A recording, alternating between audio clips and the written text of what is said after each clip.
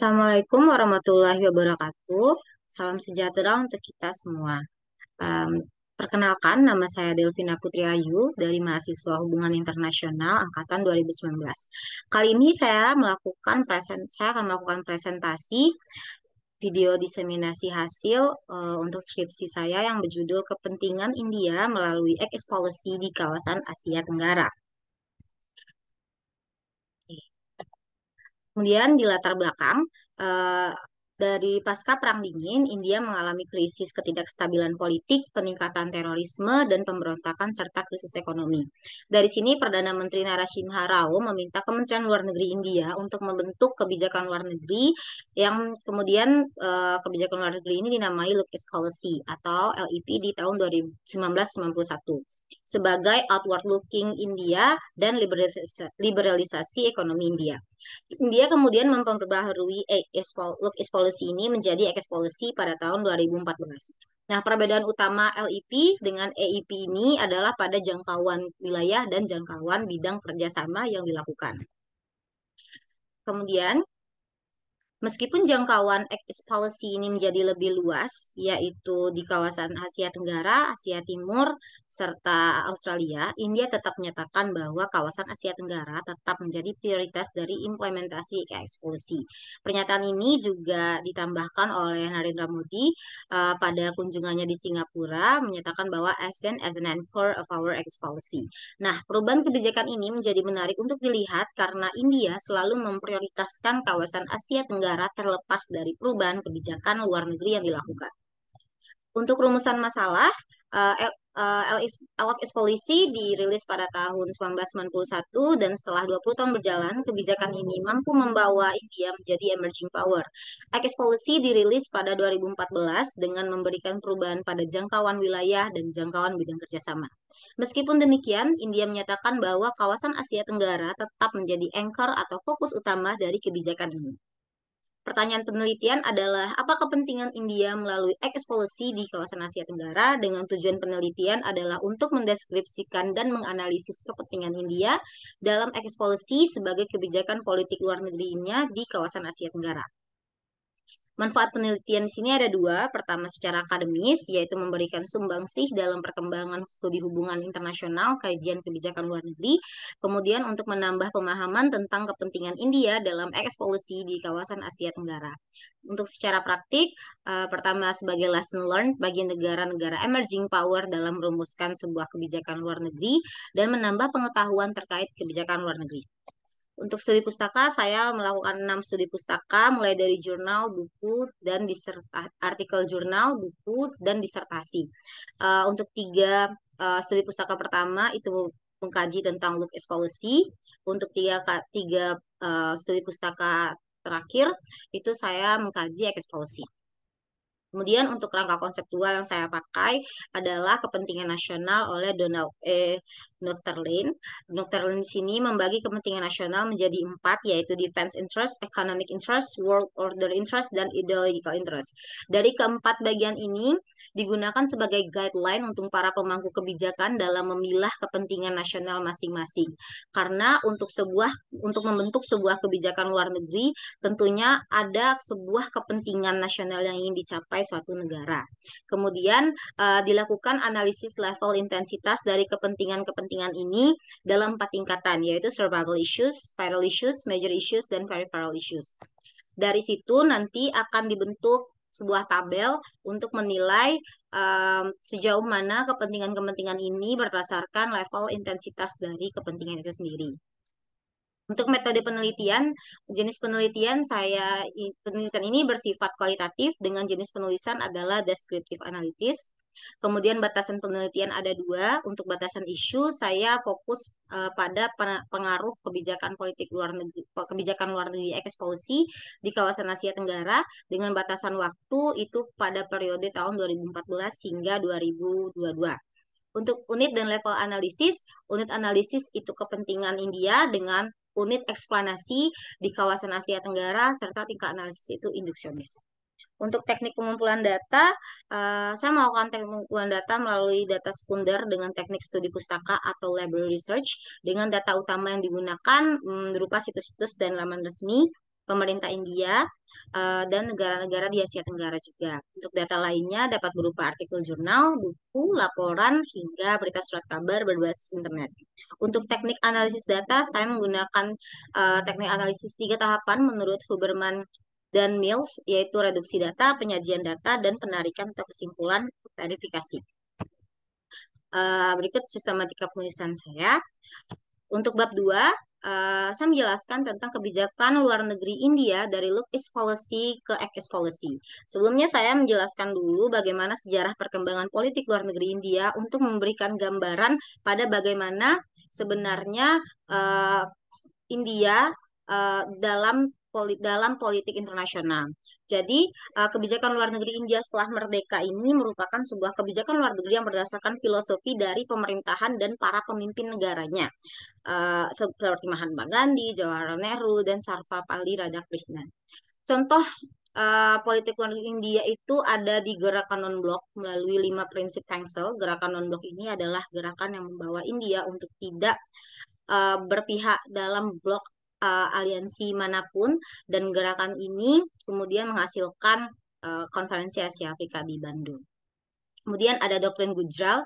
Doktrin Gujral ini adalah sebuah politik luar negeri India untuk menjaga hubungan India atau melakukan revitalisasi hubungan dengan negara-negara tetangga India. Sehingga dari gerakan non-blok dan doktrin Gujral ini, politik luar negeri India ini tergambar sebuah negara yang ingin selalu mencapai kerjasama dengan upaya perdamaian dan menjaga stabilitas kawasan. Kemudian awal terbentuknya LIP. Jadi LIP ini terbentuk di tahun 1991 oleh Perdana Menteri Narasimha Rao sebagai outward looking India dengan pilar utama yaitu 3C, Commerce, Culture, and Connectivity.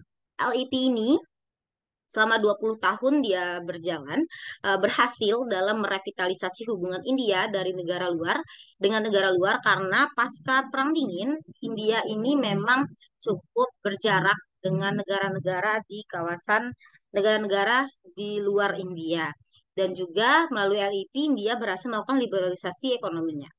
Kemudian ada transformasi LIP menjadi EIP. Jadi EIP ini terbentuk pada tahun 2014 oleh Perdana Menteri Narendra Modi dengan adanya peningkatan kebijakan India dari LIP ke EIP yang lebih berorientasi pada aksi. Jadi persamaan LIP dan EIP ini memang pada pentingnya peran kawasan Asia Tenggara. Tapi untuk perbedaan LIP dan EIP ini ada cukup banyak. Saya lampirkan di lampiran saya. Ada 10 perbedaan. Tapi perbedaan yang paling utama dapat dilihat pada bidang kerjasama. Karena bidang kerjasama EIP ini jauh lebih luas, tidak hanya ekonomi, tapi menjangkau pertahanan dan keamanan, sosial budaya, dan pendidikan. Untuk jangkauan kawasan, kalau dulu LIP hanya untuk kawasan Asia Tenggara, EIP ini jauh lebih luas, tidak hanya di kawasan Asia Tenggara, tapi mulai menyentuh kawasan Asia Timur dan Australia. Untuk bab 3 ada implementasi eksklusi di kawasan Asia Tenggara. Untuk menggambarkan bagaimana implementasi, saya menjelaskan pada nilai strategis Asia Tenggara dahulu untuk India. Jadi keberadaan nilai strategis Asia Tenggara bagi India ini memang pada letak keberadaan ASEAN menjadi sebuah daya tarik kawasan Asia Tenggara bagi India. Sehingga ASEAN ini sebenarnya menjadi sentralitas dalam penerapan EIP. ASEAN Centrality ini juga dinyatakan oleh Perdana Menteri Narendra Modi dalam pidatonya di Shangri-La Dialogue tahun 2018. Jadi dengan besarnya kemudian selain ASEAN Centrality ada juga besarnya nilai ekonomi yang terdapat di kawasan ASEAN. Hal ini menjadi peluang bagi India untuk mendapatkan dan memanfaatkan potensi tersebut melalui kebijakan yang berorientasi terhadap negara-negara di kawasan ASEAN ini. Hingga saat ini di tahun 2022, hubungan India dengan ASEAN telah meningkat menjadi Comprehensive Strategic Partnership dengan tujuan utama pada peningkatan keamanan maritim dan konektivitas initiatives. Kemudian bentuk implementasi dari Act Policy pertama ada di CLMV. Jadi CLMV ini adalah sebuah subkawasan di bagian atas Asia Tenggara yang terdiri dari Kamboja, Laos, Myanmar, dan Vietnam. Nah, ini merupakan subkawasan yang memiliki pertumbuhan yang paling pesat di kawasan Asia Tenggara. Terlebih kawasan CLMV ini memang posisinya secara teritori berbatasan langsung dengan India. Ada setidaknya ada 3 proyek implementasi X policy di kawasan CLMV ini. Ada Project Development Fund, ini adalah pendanaan senilai 70,4 juta US dollar untuk pembangunan infrastruktur dan berbagai kerjasama yang akan dilakukan antara India dan CLMV. Kemudian ada Indian Myanmar Thailand Trilateral Highway. Ini adalah proyek highway yang menghubungkan Northeastern India atau kawasan timur laut India dengan Myanmar hingga ke Thailand. Kemudian ada Kaladan Multimodal Transit Transport Project yang menghubungkan mainland India dengan kawasan Northeastern India melalui jalur pelayaran dan menghubungkannya melalui negara Myanmar. Berikut adalah peta dari IMT Highway dan Kaladan Multimodal Transit Transport Project. Kemudian ada implementasi X policy di Indonesia, ada Navy to Navy Cooperation dan Coordinated Patrol.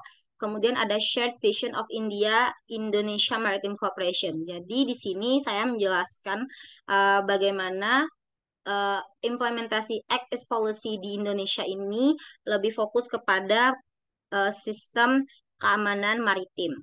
Kemudian di Singapura ada terbentuk 5 areas of cooperation. Jadi ada 5 kerjasama yang dilakukan antara India dengan Singapura dalam hal untuk mewujudkan pembangunan dan peningkatan masing-masing wilayah negara ini. Kemudian yang ketiga di Malaysia ada Enhanced Strategic Partnership. Jadi level kerjasama dari Malaysia dengan India itu udah di level ini.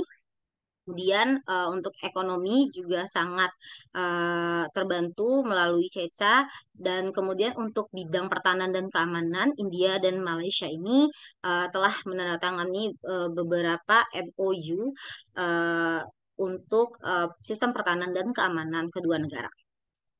Kemudian di bab 4 adalah kepentingan India melalui eksplorasi di kawasan Asia Tenggara. Sesuai dengan kerangka konseptual yang saya pakai di dalam penelitian ini, yaitu kepentingan nasional oleh Donald Enoch Terlin. Pertama, penulis menjelaskan bagaimana defense interest India di kawasan Asia Tenggara. Jadi defense interest ini adalah kepentingan nasional berupa upaya sebuah negara untuk melindungi negaranya dan warga negaranya dari semua jenis ancaman yang dilakukan kepadanya. Nah, kepentingan India dalam eksplorasi di bidang pertahanan dan keamanan ini dikarenakan kemunculan dari The Rising China.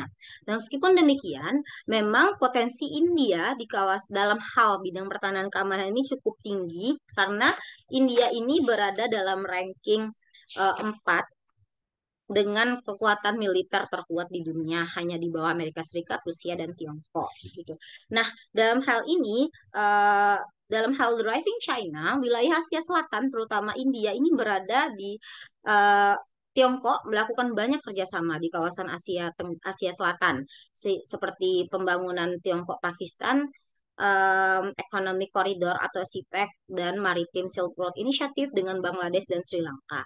Nah, kerjasama ini meningkatkan kekuatan Tiongkok di wilayah lautan India. Oleh karena itu, India juga mulai fokus pada keamanan maritim atau maritime security dengan menjaga sistem pertahanan dan keamanan negaranya yang memiliki Samudra Hindia dan Teluk Bengal, yang mana kedua wilayah ini menghubungkan India dengan negara-negara di Asia Tenggara. Sebab itu, X policy kemudian tetap ada defense interest di dalamnya. Nah, dari sini India melalui Perdana Menteri Narendra Modi mengeluarkan yang disebut dengan SAGAR atau Security and Growth for All in the Region dalam menjaga keamanan maritim. Nah, di sini tujuannya adalah India untuk melihat kepercayaan dan transparansi, menghormati aturan dan norma maritim internasional semua negara, dan peningkatan kerjasama maritim. Nah, kemudian ada economic interest India di kawasan Asia Tenggara ini. Jadi ada kawasan yang terisolir di India namanya Northeastern Region atau kawasan timur laut India. Nah, kawasan ini pada kenyataannya adalah kawasan yang terisolir, yang terdiri dari kelompok 8 negara kecil di perbatasan ini. Nah, dari wilayah ini sebenarnya memiliki potensi yang sangat besar, mulai dari gas alam, hydropower, minyak, karet, dan teh. Nah, Northeastern Region ini memiliki potensi sumber daya alam yang cukup besar, sehingga India ingin memanfaatkan potensi ini dengan menghubungkannya ke Asia Tenggara melalui Myanmar. Cara menghubungkannya adalah dengan proyek-proyek yang telah dibangun dan saya jelaskan di bab 3 tadi, yaitu mulai dari um, IM Trilateral Highway, Project Development Fund, hingga dan Multimodal Transit Transport. Ini adalah gambar peta dari kawasan Northeastern Region India yang terdiri atas 8 negara bagian dan kemudian kawasan Asia Tenggara. Kemudian untuk World Order Interest. World Order Interest India adalah kepentingan nasional berupa pemeliharaan kondisi politik dan sistem ekonomi internasional yang dapat membuat negara merasa aman. Nah, di sini India menggunakan pembaruan pada EIP dibandingkan LEP agar dapat relevan dengan dinamika politik internasional saat ini. Nah, India di kawasan Asia Tenggara ini terdapat kontestasi geopolitik Belt Road Initiative punya Tiongkok, Free and Open Indo-Pacific antara Jepang dan Amerika. Terus juga India adalah bagian dari Quad. Dan di sini India menyatakan bahwa India tidak ingin berada atau secara terang-terangan uh, beraliansi atau menyatakan dia beraliansi dalam satu pihak. Jadi penggunaan istilah aliansi ini juga ditakutkan India mengundang kekhawatiran dari negara-negara Asia Tenggara memiliki kepentingan dan tanggung jawab langsung dalam perdamaian kawasan. Dan juga dalam World Order Interest ini sebenarnya ketika suatu negara memfokuskan pada kepentingan keamanan dan ekonominya, pada akhirnya World Order Interest ini juga akan tercapai. Kemudian ada ideological interest. Ideological interest India ini memang memiliki sejarah yang cukup panjang dengan negara-negara di kawasan Asia Tenggara. Nah, dan ideological interest ini juga bagian dari salah satu pilar prinsip X policy yaitu 4C, Commerce, Culture, Connectivity, dan Capacity Building. Di sini culture merupakan pilar dari 4C itu sendiri. Nah, kehadiran diaspora India atau persons of Indian origin ini juga membantu penyebaran ideologikal kebudayaan nilai-nilai India, native India di kawasan Asia Tenggara. Terlebih di Malaysia ada jumlah diaspora India di Malaysia ada 2,6 juta jiwa, kemudian di Myanmar ada 2 juta jiwa, dan Singapura ada 450.000 jiwa.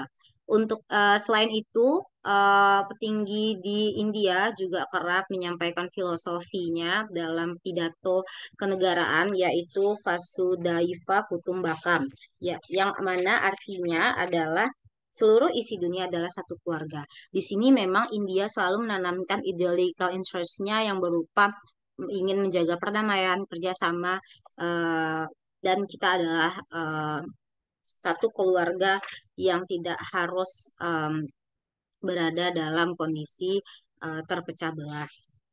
Kemudian, intensitas kepentingan nasional India di kawasan Asia Tenggara ini, saya membaginya menjadi dua, defense interest dan economic interest berada di level vital, dan world order interest dan ideological interest ini berada di level major. Untuk kesimpulan dari kepentingan India melalui eksplorasi di Asia Tenggara ini ada 4, yaitu menjaga sistem pertahanan keamanan melalui keamanan maritim atas rising China, pembangunan ekonomi di kawasan timur laut India, menjaga stabilitas dan perdamaian kawasan dengan tidak beraliansi, dan penyebaran nilai-nilai yang dianut melalui sejarah dan diaspora India. Untuk saran, penulis menyarankan pada analisis exit policy di kawasan yang berbeda seperti di Indo-Pasifik atau di kawasan Asia Timur dan Australia. Kemudian dapat mengkajinya secara bilateral dengan kerangka konseptual yang berbeda. Sekian video diseminasi hasil ini. Lebih dan kurangnya saya mohon maaf. Terima kasih. Assalamualaikum warahmatullahi wabarakatuh.